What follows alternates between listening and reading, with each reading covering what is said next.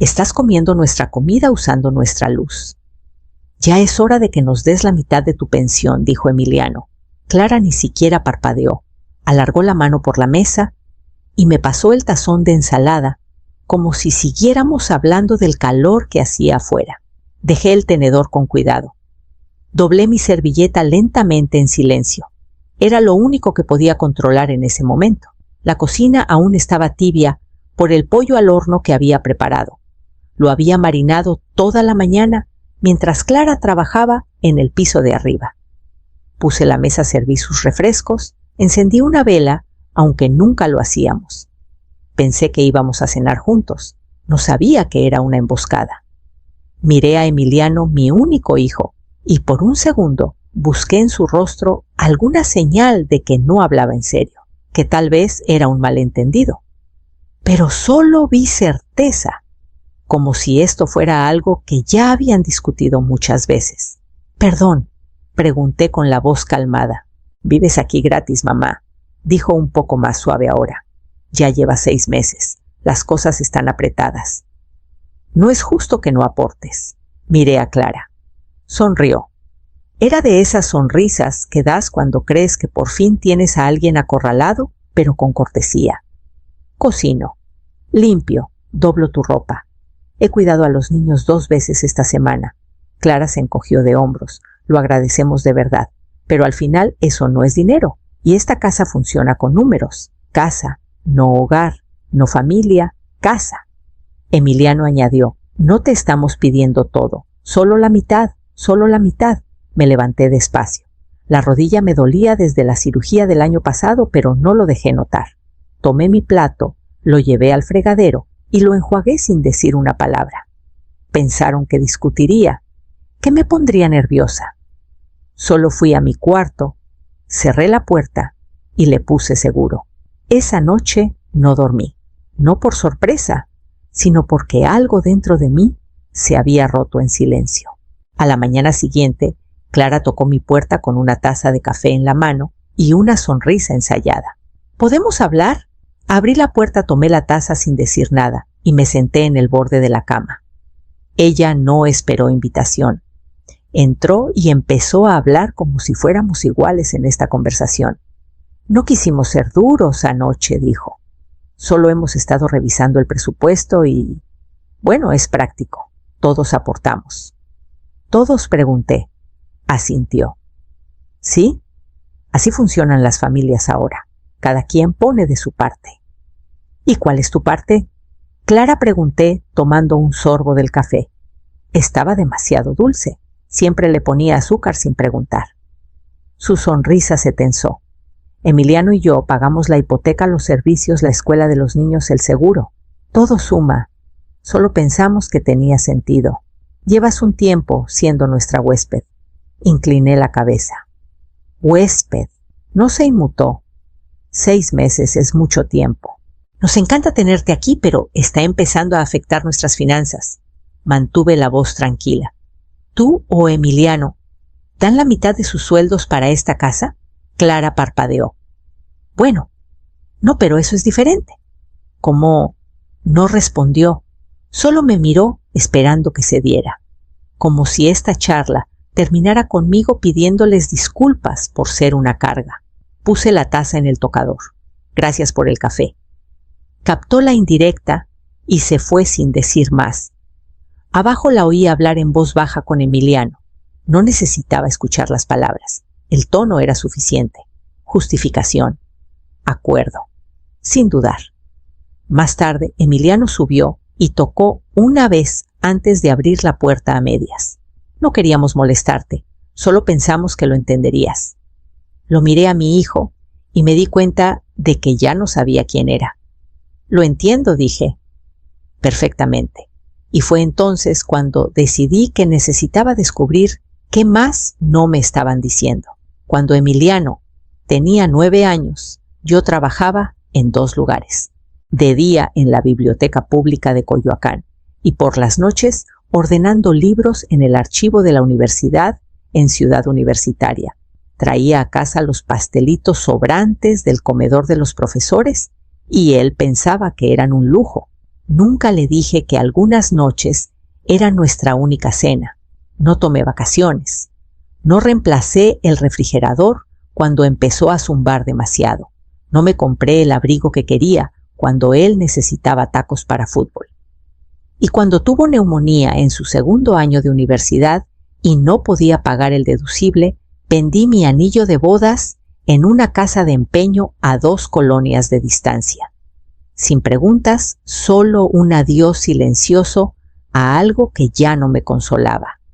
Nunca lo hice sentir culpable. Nunca mencioné los sacrificios. Solo sonreí cuando se graduó, aplaudí más fuerte que nadie y enmarcé su título como si también fuera mío. Años después, cuando me caí en el porche y me rompí la rótula, él fue el primero en llamar. «Ven a vivir con nosotros un tiempo», dijo. «Será más fácil. No tendrás que preocuparte por nada». Así que reduje mi vida a cajas, vendí el comedor que Javier había hecho con sus manos y renté el departamento en Polanco que pagué tras 30 años de ahorrar centavo a centavo. Guardé el contrato de renta en una carpeta marcada solo emergencias. La renta no era mucho, pero era suficiente. Nunca se lo mencioné a Emiliano ni a Clara. No pensé que tuviera que hacerlo. Creí que me invitaron a su casa porque me querían, porque había hecho suficiente, dado suficiente, sido suficiente. Pero ahora sabía lo que veían: una pensión con patas, un cuerpo que cocinaba, limpiaba, cuidaba a los niños y financiaba sus sueños. Pensaban que estaba atrapada, dependiente, pasiva. No tenían idea de que aún tenía las llaves de mi propio lugar y un ingreso que nunca tocaron. Esa noche, mientras veían televisión abajo, saqué esa carpeta de mi maleta y busqué la sección marcada Plan B. Las paredes de esa casa eran delgadas. Pasada la medianoche, la voz de Clara se coló por la rejilla del suelo, baja y satisfecha. «Es terca, pero creo que pronto cederá», dijo. Una pausa. Luego una risa. «Cuando nos dé acceso a su pensión, por fin podremos remodelar la cocina. Emiliano ya habló con el del banco». Mi cuerpo se quedó quieto. No por el dinero, sino por la seguridad en su tono. No era una suposición. Era un plan. Una conversación que claramente habían practicado, tal vez hasta detallado. Me deslicé de la cama y me acerqué a la rejilla con cuidado de no hacer ruido. «No va a querer hacer las cosas incómodas», continuó Clara. «Es de la vieja escuela. La culpa hará la mitad del trabajo. La verdad es una jugada inteligente. Emiliano dijo que vendió su departamento, pero cree que podría tener algo guardado. Si nos diera acceso, podríamos consolidarlo todo y empezar la remodelación para otoño». La naturalidad con que lo dijo me dejó helada. Ni una palabra sobre lo que yo podría querer. Ni siquiera fingieron preocuparse. Me aparté despacio. Me senté en el borde de la cama y miré la pared. No me veían como familia, me veían como un fondo. Algo para exprimir. Reemplazar cuando se acabara. Todo ese discurso de contribuir. No era por justicia, era por control. Estaban esperando que me quebrara, que ofreciera mis cuentas como si fuera un diezmo por dejarme quedar. Pero yo no había pedido quedarme para siempre. No les había quitado nada. Y ahora sabía sin duda alguna que no era parte de su familia en sus ojos. Era un medio para un fin. Y si ellos tenían un plan, yo también necesitaba uno. Abrí mi libreta, pasé a una página en blanco y escribí una palabra en la parte superior: salida.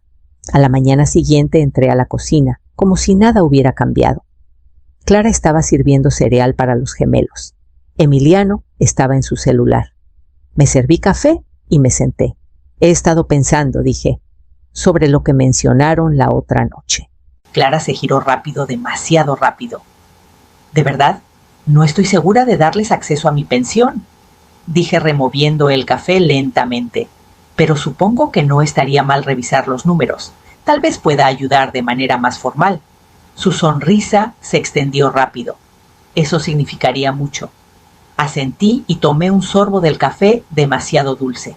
Déjenme pensarlo el fin de semana. Por supuesto, dijo, tómate tu tiempo.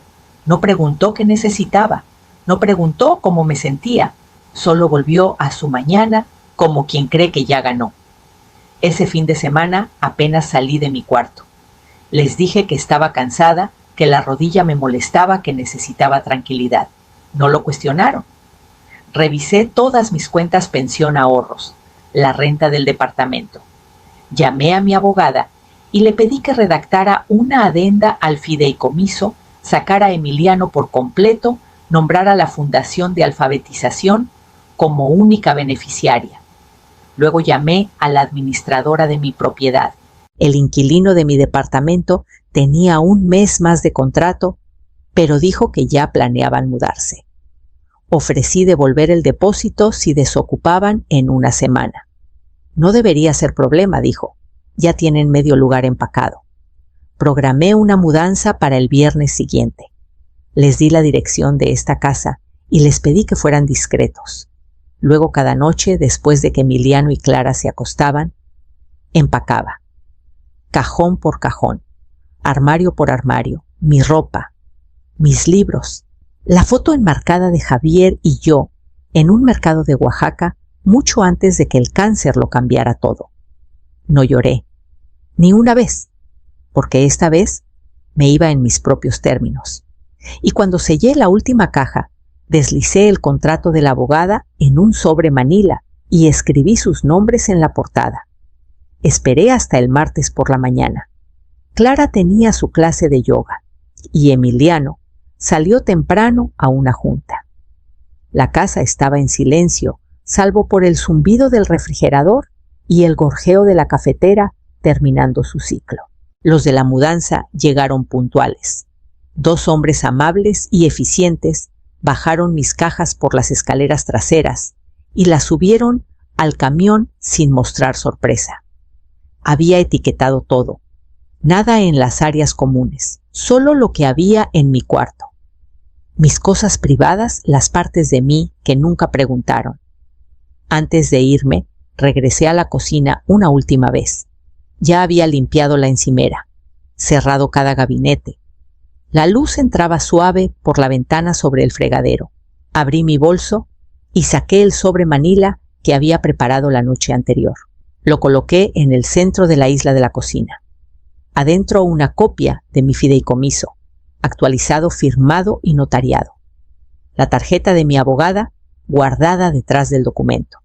Y una nota escrita a mano en papel sencillo. Si familia significa dinero, les sugiero que busquen un inversionista. Sin enojo, sin acusaciones, solo la verdad. Salí de la casa y cerré la puerta con llave. El clic sonó más fuerte de lo que esperaba. No miré atrás. El trayecto a mi departamento en Polanco tomó menos de 20 minutos. El inquilino se había ido la noche anterior. El aire olía ligeramente a aceite de limón y pintura fresca. Mi nombre seguía en el buzón. La llave aún encajaba. Entré, dejé mi bolso en la mesa del recibidor y me quedé ahí un minuto entero respirando el silencio. Nadie llamó esa mañana. Nadie mandó mensaje. Aún no sabían que me había ido. Pero cuando lo hicieran, cuando llegaran y vieran ese sobre, esperaba que leyeran cada palabra. No solo la tinta, sino los años detrás de ella. Y esperaba que entendieran por fin lo que habían perdido. Clara mandó el primer mensaje. Solo 3 palabras. ¿De verdad te fuiste 1 hora después? Emiliano llamó. Dejé que sonara. Luego otro mensaje. Deberíamos hablar. Y luego nada. No respondí. No necesitaba hacerlo. El departamento se sentía más pequeño de lo que recordaba, pero más cálido. Pasé la primera tarde abriendo ventanas, dejando que el aire fresco espantara meses de quietud. Llamé a un pintor y pedí un verde suave para el cuarto, algo tranquilo, algo que no pidiera permiso. Al día siguiente, Rosa vino con una charola de tamales y una sonrisa que no hacía preguntas. Nos sentamos en mi pequeña cocina y tomamos café fuerte en tazas desportilladas que habían sobrevivido 3 décadas. Habló de su nuevo jardín. Escuché. No le conté todo, solo lo suficiente. Qué bueno que estás en casa, dijo antes de irse. Te ves como tú otra vez. Esa semana pasé por el súper por jabón para trastes y zanahorias. En la sección de frutas, escuché una voz conocida antes de ver el rostro. La mamá de Clara. Sostenía una bolsa de limones hablando con alguien a su lado, pero cuando me vio, sonrió como si fuéramos grandes amigas. Vaya, vaya, dijo lo bastante alto para que el dependiente volteara. Me enteré que te mudaste. Debió ser bonito vivir de gorra tanto tiempo. No parpadeé. No me inmuté. Solo sonreí. No del tipo cortés. Del tipo que dice no sabes ni la mitad y nunca lo sabrás. Esperó una reacción, pero no le di ninguna. Solo me giré, tomé mi canasta y caminé hacia la caja. De vuelta en casa, guardé los mandados y me senté en el sofá. El silencio era real, no forzado, no pesado. Me pertenecía. Esa noche, abrí el archivo del fideicomiso, otra vez, revisé los documentos y los guardé en la caja fuerte debajo de mi cama. Clara podía mandar 100 mensajes más. Emiliano podía tocar todas las puertas del edificio, pero nada iba a volver a ser como antes. Era un jueves tranquilo por la mañana cuando sonó el teléfono. Reconocí el número al instante. Señora Verónica, dijo. Mi abogada solo quería confirmar que el fideicomiso actualizado está completamente ejecutado. Todos los documentos están archivados y las copias están en su carpeta segura. ¿Y los beneficiarios anteriores? Pregunté, aunque ya sabía la respuesta. Eliminados, dijo sin dudar. Su hijo ya no está incluido. La Fundación de Alfabetización es ahora la única beneficiaria. Cerré los ojos y dejé que el silencio se extendiera un momento. Quiero que quede claro, dije. Si me pasa algo, cualquier cosa, cada centavo, cada cuenta del departamento, todo va a la fundación. No una parte, no una beca a mi nombre. Todo. Entendido, dijo. Eso ya está asegurado. Le agradecí, colgué y puse el teléfono en el alféizar. Afuera, el cartero pasó. 2 niños corrieron en sus patines, sus risas flotando detrás de ellos.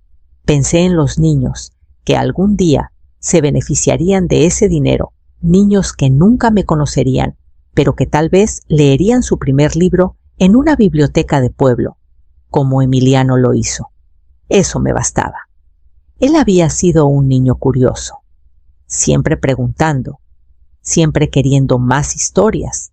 Solía pensar que eso significaba que crecería, valorando el conocimiento, entendiendo lo que significaba ser moldeado por palabras. Pero en algún momento dejó de leer, y yo dejé de ser alguien a quien escuchaba. Eso dolía más que la pensión. Preparé una olla de café y saqué mi viejo ejemplar de La casa en la calle Mango, mi copia. Gastada, anotada y llena de recuerdos. Leí 1 hora sin interrupciones. Esa tarde tomé la confirmación del fideicomiso. La metí en la misma caja fuerte que mis otros documentos y la cerré. El pasado estaba oficialmente atrás. El futuro ya no pertenecía a quienes intentaron sacarme. Y aún así, de alguna forma, sabía que no habían terminado conmigo. Lo vi desde la ventana del 2º piso antes de que llegara a la puerta. Emiliano estaba en la entrada del edificio, moviéndose de un pie al otro, sosteniendo una carta, como si pesara más de lo que debía. Se veía mayor, o tal vez solo cansado. Miró hacia el 2º piso una vez, pero no lo suficiente para notar el borde de la cortina moverse. No bajé. Estuvo ahí unos 5 minutos. Luego, sin tocar el timbre, sin intentar llamar, caminó al buzón y deslizó el sobre. Y se fue. Esperé hasta que dobló la esquina antes de ir por él. La carta estaba escrita a mano, no desordenada, no apresurada, pero ensayada, como si la hubiera reescrito varias veces antes de decidirse por esta versión. Mamá. Estábamos estresados. Clara intentaba planear a futuro. Tal vez fuimos muy duros. Nunca quise que las cosas se enfriaran tanto entre nosotros. Solo pensamos que ayudaría compartir la carga. Espero que estés bien. Emiliano sin disculpas, sin reconocer lo que habían dicho, lo que habían planeado. Solo un arrepentimiento suave, como quien te choca en el pasillo del súper y ni levanta la mirada. Doblé el papel una vez, luego otra, y lo guardé en el cajón de la cocina junto a los manuales de garantía y las velas de cumpleaños sobrantes. Fuera de vista. No respondí. Él había perdido acceso no solo a mis cuentas o mi hogar, sino a mi confianza, al espacio en mi vida donde alguna vez asumí que siempre estaría. Gente como Clara no planea reconciliaciones, planea ganancias, y Emiliano había aprendido ese idioma demasiado bien. No volvió después de eso, pero tenía la sensación de que volvería a saber de ellos no porque me extrañaran, sino porque extrañaban los beneficios. Y cuando lo hicieran, estaría lista. El cheque sale cada mes sin falta para el programa de lectura, después de clases en la primaria donde solía ordenar libros, atar agujetas y escuchar a segundos tímidos descifrar palabras nuevas. No es una fortuna, pero es constante. Me mandan notas de agradecimiento dibujadas a mano y manchadas de plumones. Guardo cada una. Mi sala se ha convertido en un santuario tranquilo. La mesa de centro tiene una pila rotativa de libros de bolsillo y un florero que lleno cada semana en la florería de la esquina. Flores frescas siempre, a veces girasoles, a veces tulipanes, una vez cempasúchiles, que llenaron la esquina como una alegría desbordada. La biblioteca que alguna vez llamé hogar me invitó a hablar en su recaudación anual. Parada frente a una sala llena de donantes y miembros del consejo escolar por primera vez en años, no me sentí invisible. Les hablé del poder de un libro bien elegido, de cómo puede cambiar el rumbo de un niño. No mencioné a Emiliano. No necesitaba hacerlo. Sigue llegando correo con su nombre en el remitente. A veces escrito a mano, a veces impreso. Ya no los abro. No por enojo, sino porque ya sé qué hay dentro. Explicaciones, excusas. Tal vez disculpas envueltas en palabras pasivas que nunca nombran el daño. Se acumulan en una canasta junto a la puerta, sin leer, sin quererlas. No crié a un hijo para que me debiera dinero. Crié a un hombre. Se convirtió en otra persona. Esa pérdida es real. La llevo como una cicatriz bajo el abrigo invisible, pero ahí.